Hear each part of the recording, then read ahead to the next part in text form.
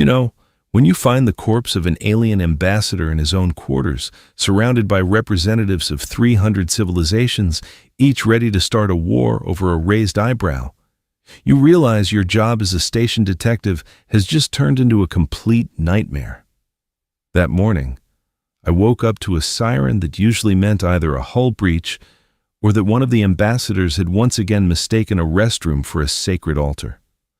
But when a voice hissed in my earpiece that the dead one was the Ka'arit ambassador, the main supporter of the peace treaty set to be signed in 20 hours, I felt my stomach drop straight to my feet. The Concordia station immediately went into full lockdown, 300 delegations trapped inside, military fleets already gathering outside. And there I was, standing over a being who, just yesterday, had shaken what passed from my hand and laughed at my joke about quantum mechanics. The worst part wasn't that he'd been killed, it was how he'd been killed, using a method known to belong to only one race. The same race sitting in the negotiation hall one floor above, already sharpening their metaphorical knives against everyone else. Being a detective on Concordia is like judging a landmine championship, where every contestant speaks a different language and insists their rules are the only right ones. The station orbits right at the crossroads of the 5 largest galactic sectors, a point in space where gravitational fields balance perfectly, making it neutral ground no one can claim. It was built 200 years ago after the Third Contact War, when everyone finally realized that talking was easier than blowing up planets, though some species still haven't fully accepted that idea. I got here 5 years ago, after solving a case involving the smuggling of forbidden tech between humans and Xylons. It turns out that being able to tell when a creature with 8 eyes and 2 brains is lying is a valuable skill in diplomatic circles. The station is a massive rotating structure with artificial gravity, each sector tailored to a specific species' needs. Water environments for the amphiboids, methane atmospheres for the silicon-based ones, even an entire vacuum level for those who don't need air at all. At the center lies the neutral zone, where everyone can meet, though can doesn't necessarily mean want to, especially for species that have been at war for the last 3,000 years. For the past 2 months, the atmosphere on the station had been like the calm before a storm. Everyone knew something big was coming, but no one wanted to blink first. The Great Treaty was being prepared, a document meant to define new borders of influence, trade routes, and demilitarized zones for half the known galaxy. The negotiations were brutal, each delegation pulling the blanket toward itself, ambassadors shouting at each other in their own tongues, all meaning the same thing. We're right, and you're idiots. I saw the Thermian ambassador nearly cause a diplomatic scandal when he accidentally stepped on a young Grun representative who, by biology, looks like a carpet with eyes, and took it as a mortal insult. My job mostly consisted of untangling messes like that, making sure no one brought weapons into the negotiation hall, and occasionally explaining to new diplomats that they shouldn't eat the decorative plants in the lobby because those were sacred totems of the tree dwellers from Kepler 442. The Ka'arit ambassador, his name was something like Tsikara, though humans just called him Tisk, was a key figure in the talks. His people controlled 3 critical wormholes, and without their approval, the treaty was just meaningless paper. And now, Tisk was lying dead in his quarters, his chitinous shell cut open with surgical precision, his 12 or so internal organs carefully arranged in some kind of ritual pattern. I stood there in a protective suit, since the air in that section was tuned to Ka'arit biology and filled with gases that would turn human lungs into sieves, staring at the mess, trying to figure out where to start. Next to me, the duty medic, a Ka'arit named Shisikta, was making sounds that the translator rendered as ancient blood vengeance ritual and method used by the dragon people of the Orion Nebula. Dragons, not literal ones, of course, were what humans called the Durax, a species with scaly skin and a habit of exhaling toxic vapors when angry. And now, it looked like someone from their delegation had killed the lead diplomat right before the treaty signing. and done it in such a way that everyone would immediately know who to blame. But I'd been on Concordia long enough to know that when the evidence looks too perfect, you're being played for a fool, and the real killer is laughing somewhere in the shadows. The station roared with lockdown sirens, all airlocks sealed, and I realized I had exactly 20 hours before the fleets outside started shooting at each other. And my detective job turned into a mission to stop a new galactic war. I called my team, 2 technicians and a forensic pathologist who specialized in xenobiology, because autopsying a creature with 12 organs and copper-based blood isn't something taught at a regular academy. We sealed the cabin with a force field, though it was of little use since the killer had already fled, and the evidence lay before me like an open book written in too large print. Tisk had died about 4 hours earlier, judging by body temperature and the stage of chitin rigor, which meant the deep night of station time, when most delegations were asleep or meditating or doing whatever aliens do in their free time. The cabin entry had not been forced. The security log showed the door opened only once, when Tisk himself came in after dinner, and then again in the morning when his assistant found the body and raised the alarm. That meant either the killer could bypass military-grade security systems, or Tisk had let his killer in himself, which was worse, because it implied trust. I examined the body more closely, trying not to think that just yesterday this creature had been showing me holograms of his offspring. Ka'arits usually have about 30 at a time, and Tisk had been proudly displaying images of his brood like a young father.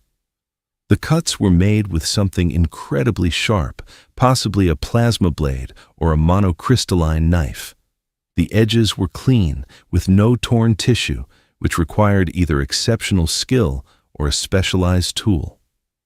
The organs were arranged in a spiral, starting from the center of the chest outward, a classic Dirac vengeance ritual they have practiced for millennia. I had seen recordings of such scenes in the crime database while studying murder methods of different species. The problem was that the Diracs are a people of honor.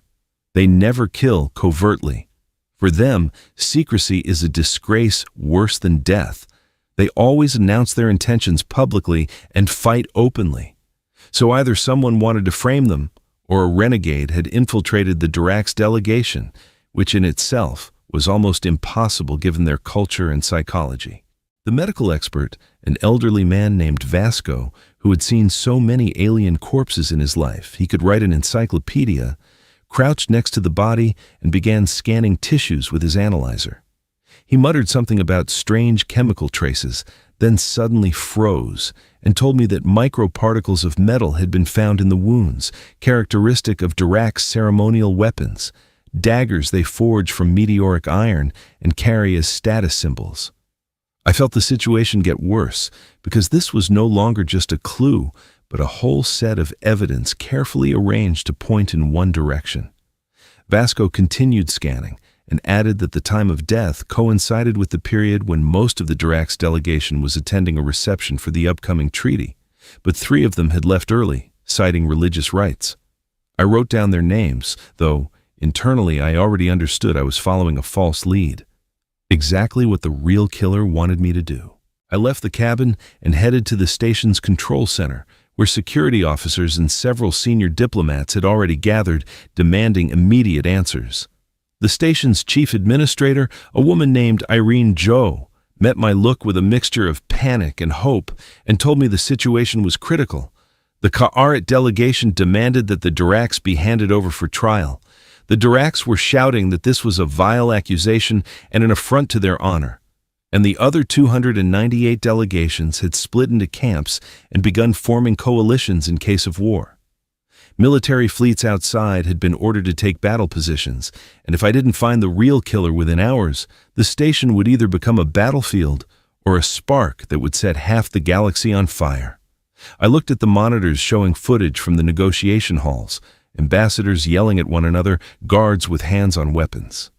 And in some representatives' eyes, I saw what I'd seen too often in my work: a readiness to use any excuse to start what they'd long wanted to start. I realized the first thing I needed to do was cool down the madness that was heating up by the minute, So I headed to the main negotiation hall, where a full-blown diplomatic disaster was already unfolding. The Ka'aret delegation, 8 ambassadors in black ceremonial mourning robes, stood on one side, clicking their mandibles, which in their culture signified the highest level of anger and readiness for violence. Across from them, the Durax, 5 massive scaled beings nearly 3 meters tall, were exhaling gray clouds of toxic vapor, their way of showing insult. Between them stood representatives of about 20 other species, each trying either to calm the situation or use it to their advantage. The Termians, for example, were clearly siding with the Ka'arets due to trade agreements, while the Silicates from the Vega system backed the Durax because of old military alliances. I raised my hand, activating the universal translator to maximum volume, and announced that as the station's chief investigator, I demanded silence and was ready to present the facts. The senior Ka'aret, named Khusra, brother of the murdered Tisk, turned to me and began firing words so fast the translator could barely keep up. He demanded the immediate arrest of the entire Durax delegation, a public confession of guilt, and compensation that included 3 planets and 2 asteroid belts. The Durax leader, Garrosh, his scales covered in scars from hundreds of duels, roared back that his people didn't dirty their hands with cowardly killings, and if the Ka'arets wanted blood, they could face him honorably right now. I felt the situation slipping out of control and knew that one wrong word from me could be the spark that lit the powder keg. I had to use every bit of my experience with interspecies conflicts to explain that the investigation had only just begun and accusations were premature. But I needed to say it in a way that wouldn't offend the Ka'aret's grief or the Durax's sense of honor. I said that while the evidence did point to a particular method of killing, as a detective, I couldn't draw conclusions until all versions were verified, and I asked both sides to provide alibis for their delegation members at the time of the crime. Khusra clicked his mandibles so loudly I heard it even through the translator, and said that every minute of delay was an insult to his brother's memory, while Garrosh added that his warriors wouldn't justify themselves to those who doubted their honor. The rest of the delegations erupted in noise. Some supported my stance, others shouted that I was stalling, and the ambassador of the Helioid race, beings made of pure energy, simply flickered through colors, which meant extreme confusion. While I was trying to keep the negotiation hall from turning into a battlefield, a message came through my communicator from Irene at the control center. The military situation around the station had deteriorated catastrophically.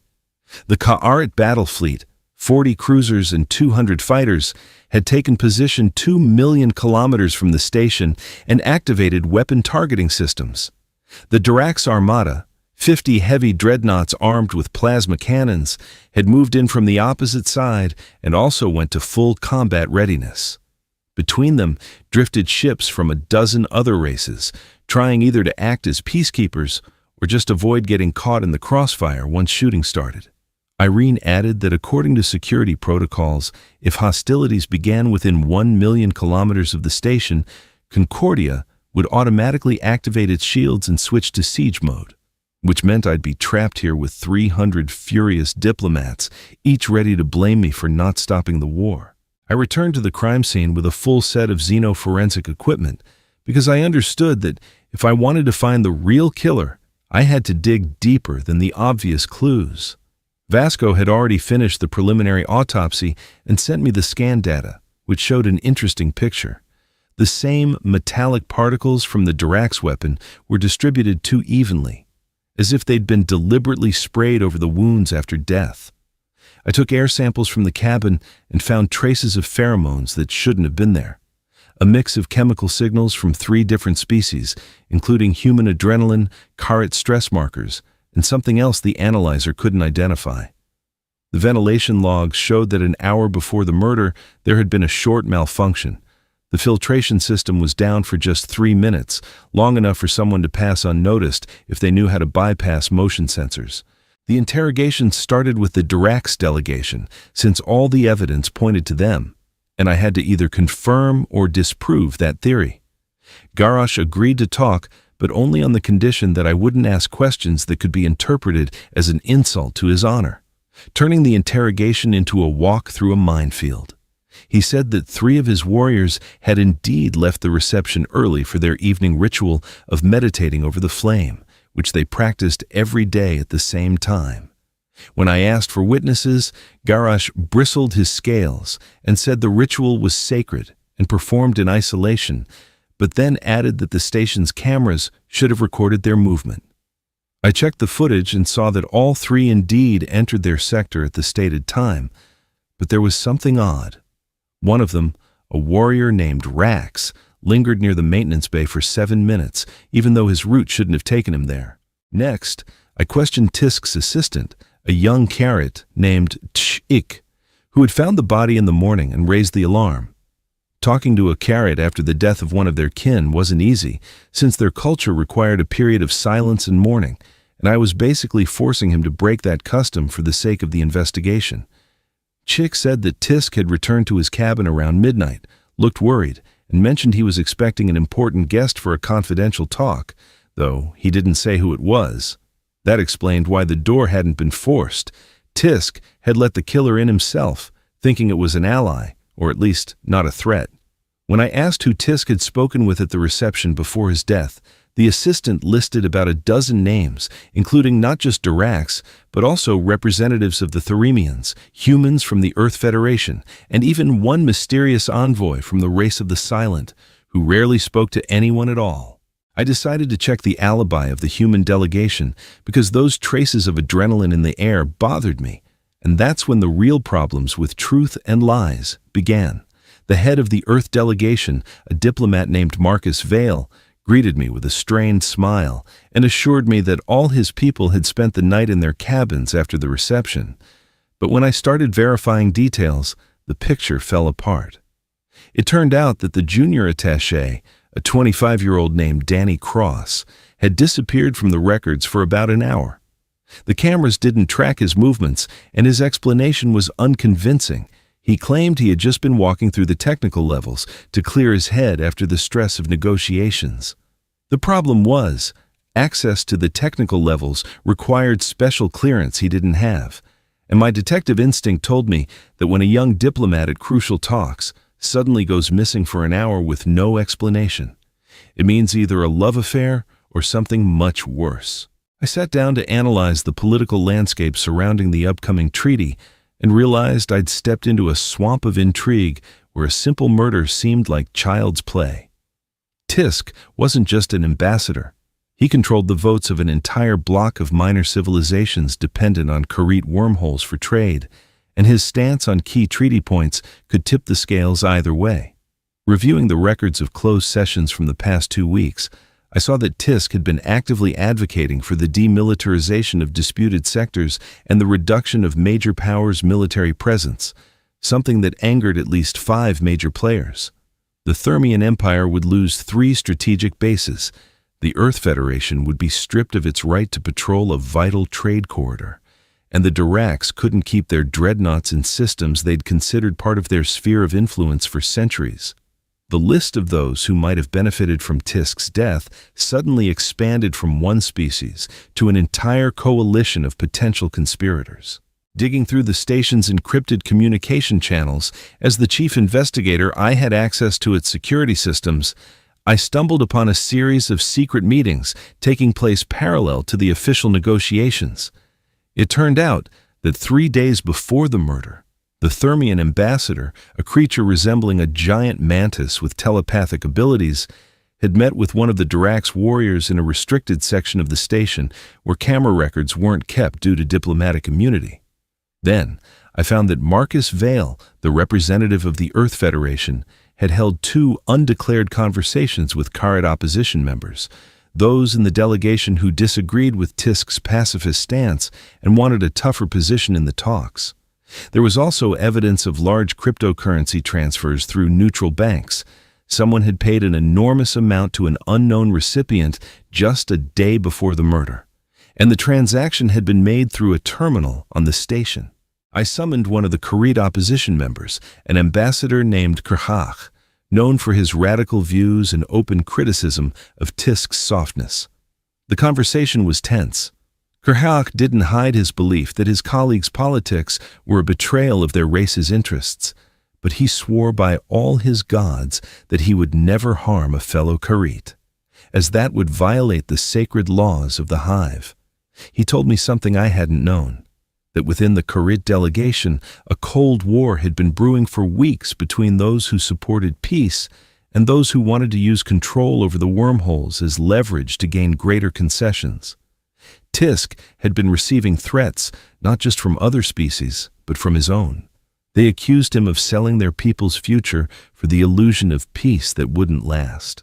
Then I learned about an ancient grudge between the Durax and a small race called the Cortons, 3 of whom were also present on the station as observers. 800 years ago, the Durax had wiped out a Cortan colony during a territorial war, and although the conflict had officially been settled centuries ago, the memory of that massacre was still passed down through generations. One of the Cortan observers, a 6-limbed being capable of becoming nearly invisible within certain light spectrums, had access to the station's technical sectors due to his position as an engineering consultant. I tracked his movements and discovered that he'd been near the ventilation system right when a filtration failure occurred in Tisk's section.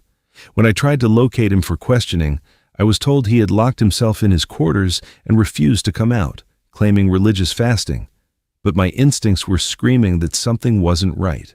The breakthrough came when one of my technicians found a ceremonial Durax dagger in the waste disposal system, covered in Karit blood and bearing scale prints that matched samples from the warrior Rax, the same one who had lingered in the corridor near the technical section.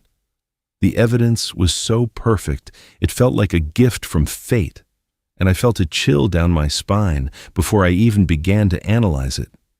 The dagger had been found in a container that is emptied every 6 hours, which meant the killer had likely tossed it right after the crime, yet for some reason hadn't bothered to wipe the prints or at least clean the blood.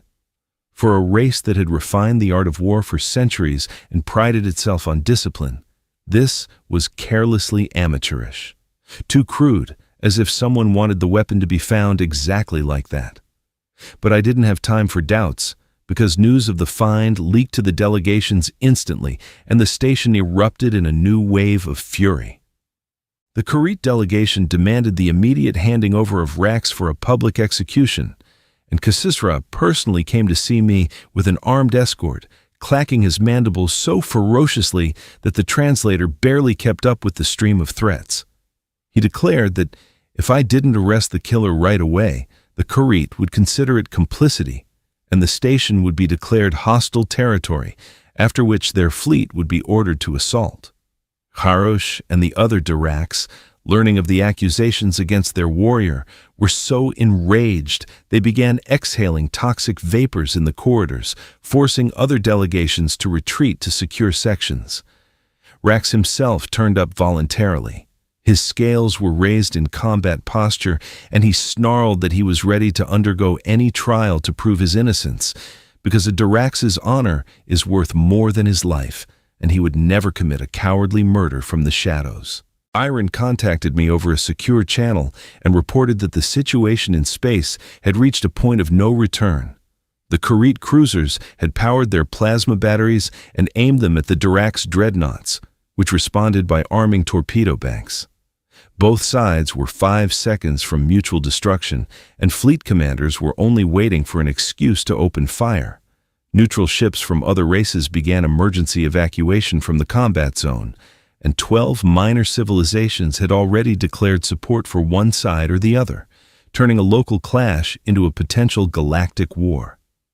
I had less than 2 hours before the first shot tore open the space around the station, and all my investigative efforts became pointless, because truth matters to few when the slaughter begins. I locked Rax in the brig under heavy guard, not to accuse him, but to protect him from lynching by the Karit, who were already assembling a revenge party. Then, I returned to analyzing the dagger and started looking for inconsistencies, because the more I examined that piece of evidence, the more it smelled like a setup. Vasco helped with a detailed chemical analysis and found something odd.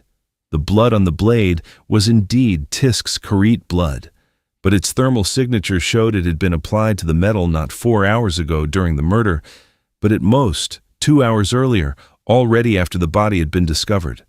That meant someone had taken a sample of blood from the crime scene or morgue, put it on a pre-prepared dagger with Rax's prints, and planted it in the disposer so we would find it for sure. The killer was not only cruel, he was methodical, clever, and always one step ahead, knowing exactly what I would look at next. I realized I'd been digging in the wrong direction and decided to look at the station from another angle, not as a diplomatic platform, but as an organism with its own shadow life running parallel to the official one. After 5 years of working here, I knew that Concordia had a black market for information where everything was traded, from recordings of closed negotiations to ambassadors' personal secrets, but I had never gotten too deep into it since it operated under an unspoken agreement and didn't interfere with the station's main work. This time, however, I reached out to an old informant of mine, a smuggler nicknamed Whisper, who was something between a human and a cyborg after several failed modifications. He agreed to meet in one of the abandoned cargo bays and immediately told me that for the past 2 weeks, the station's shadow network had been running at full capacity. Someone was buying up information about every delegation, paying enormous sums for dossiers, movement logs, personal weaknesses of ambassadors, and even biometric data. Whisper told me the buyer acted through a chain of intermediaries, but rumor had it this wasn't a representative of any one race. It was someone playing all sides at once, manipulating the situation from the very start of the negotiations. He mentioned strange details. Several agents of the Shadow Network had disappeared without a trace over the past month, vanishing so cleanly it was as if they'd been erased from reality along with every record of their existence. One of them, a secrets dealer named Visk from the Amphiboid race, was last seen after meeting an unknown client in the technical sector, and later found dead in an airlock. The death had been written off as an accident caused by decompression, but now, hearing that story again, I realized it hadn't been an accident. Someone had been covering their tracks, eliminating anyone who could connect them to the conspiracy.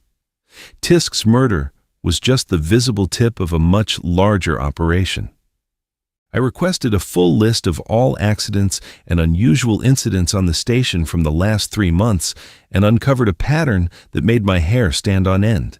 8 deaths, each one officially labeled as an accident, technical malfunction, or suicide. But all the victims were either connected to the Shadow Network or had access to classified information about the negotiations. Someone had methodically arranged things so that by the time of Tisk's murder, all the evidence pointed to the Durax, every witness was dead, and the real trail led nowhere. I started checking who had technical access to all of the station's systems, who could manipulate camera records, disable ventilation at the right moment, and plant evidence so it would be found exactly when needed. I ended up with a list of 20 technical personnel, including representatives from a dozen races, humans, Kharit, and even one Durax.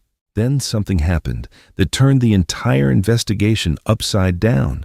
An ambassador from the race of the silent came to see me. They're the quiet observers who usually never interfere in others' affairs and attend negotiations as passive witnesses.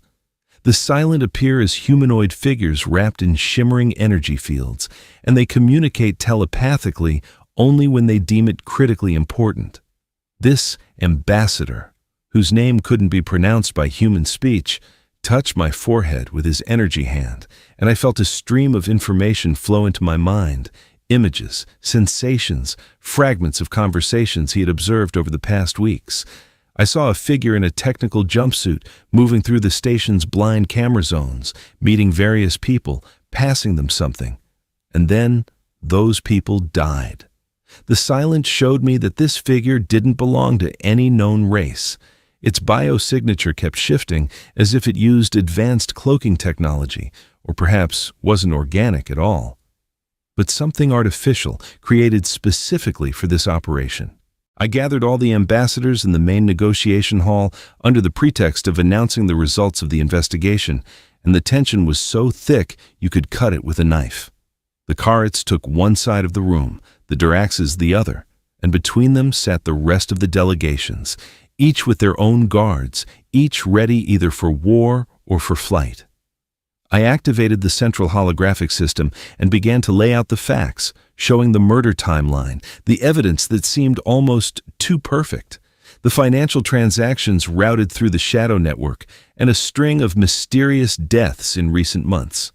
Garrosh growled, demanding Rahax's release and a formal apology. Kasira clicked his mandibles, accusing me of stalling justice. But I continued, showing them a picture of a conspiracy far greater than revenge or political assassination. I declared that the killer was in this very hall, and it wasn't a Durax, nor a Karet, nor anyone they suspected.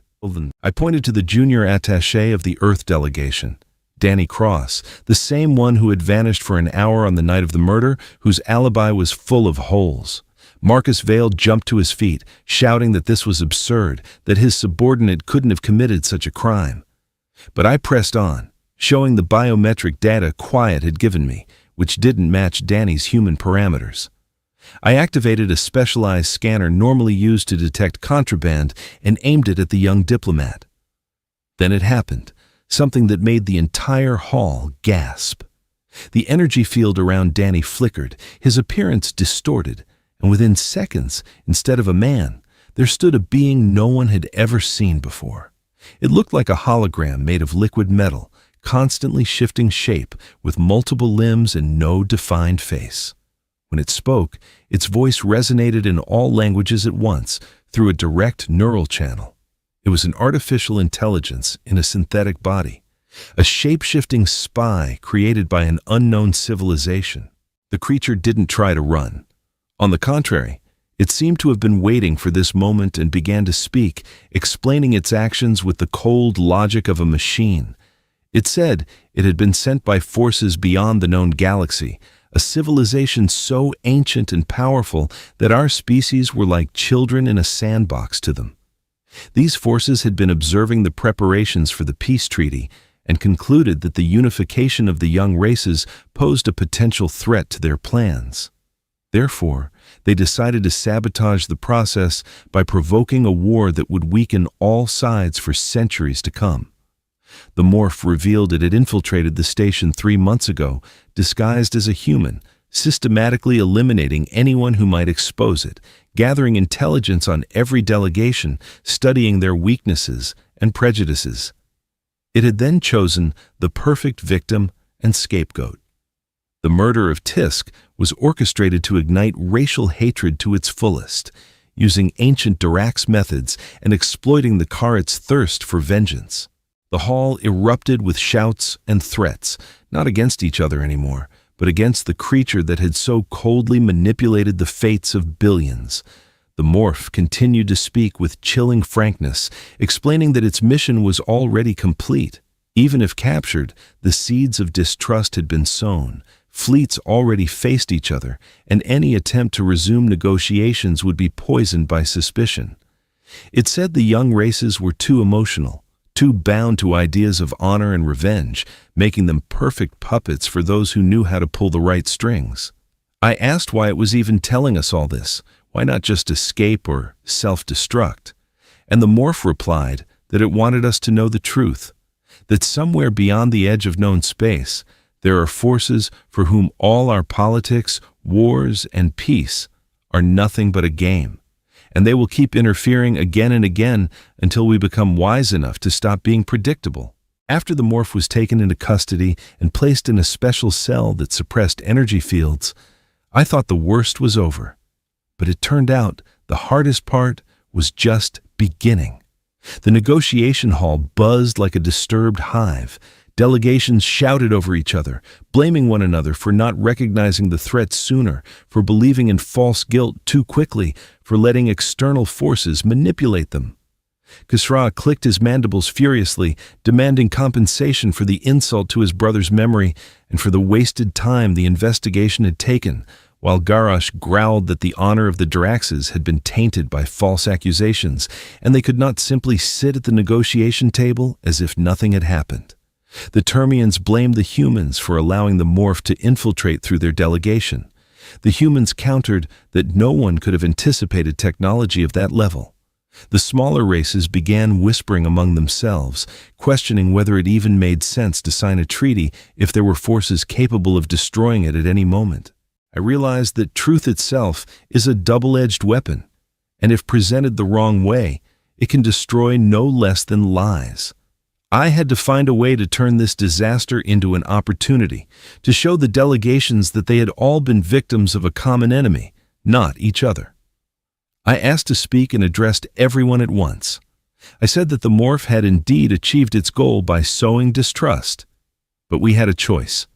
Either prove it right by retreating into our corners, letting fear and pride dictate our actions, or prove it wrong by learning from our mistakes and growing stronger. I reminded the Karats that Tisk gave his life for the idea of peace, and the best way to honor his memory was to make his dream real. And to the Draxes, I said that true honor was not in demanding apologies for false accusations, but in rising above offense for a greater cause. The words sounded grand, but I knew that sometimes a little grandness was needed to awaken something more in sentient beings than just animal instincts of revenge and self-preservation. Then, something unexpected happened.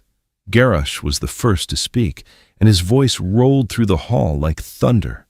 He said that the Duraxes had lived for centuries by the laws of strength and honor, but today they had seen that there were enemies against whom those laws were powerless.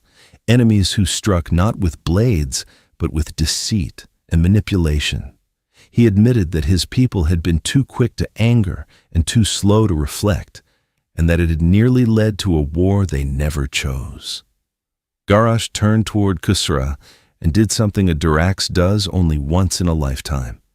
He bowed his head in respect and said that he mourned Tisk's death as that of a worthy opponent who might have become an ally. Khusra froze, his mandibles stopped clicking, and I saw the emotions fighting within him: revenge, grief, and something else. Perhaps the realization that his brother would not have wanted his death to spark another war.